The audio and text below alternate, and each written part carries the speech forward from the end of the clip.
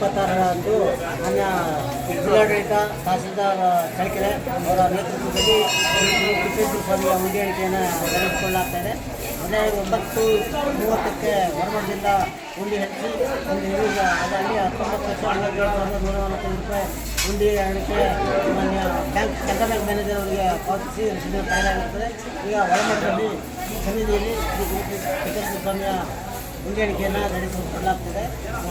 ತಾಲೂಕು ಆಡಳಿತದಿಂದ ವಿಎಗಳು, ನಮ್ಮ ಶಿರಸ್ದಾರರು ಹಾಗೆ ಎಲ್ಲ ಪೂರ್ತಿ ಕಾಣಿಸ್ಕೊಂಡಿದ್ದಾರೆ. ಹಾಗೆ ಸಹಾಯಕವಾಗಿ ನಮ್ಮ ವಿದ್ಯಾರ್ಥಿ ಸೇವೆಯ ಮಕ್ಕಳು ಸಹ ಬಂದಿದ್ದಾರೆ, ಸಹಕಾರ ಮಾಡುತ್ತದೆ.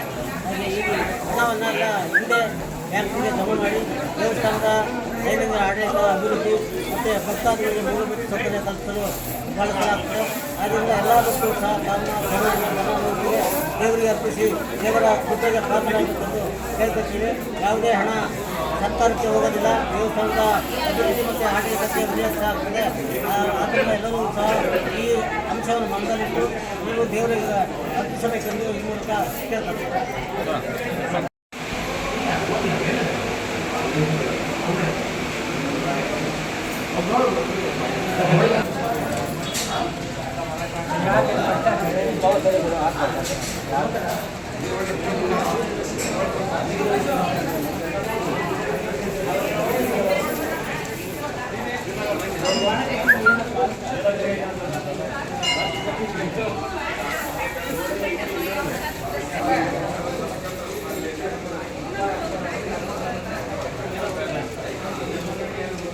ಬ್ಯಾಂಕ್ನವರು ಒಂದು ಕೊಡಪ್ಪ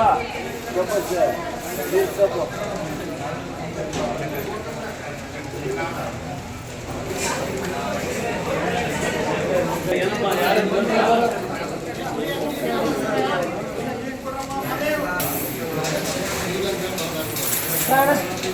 ನೆಕ್ಸ್ಟ್ ಮಂತ್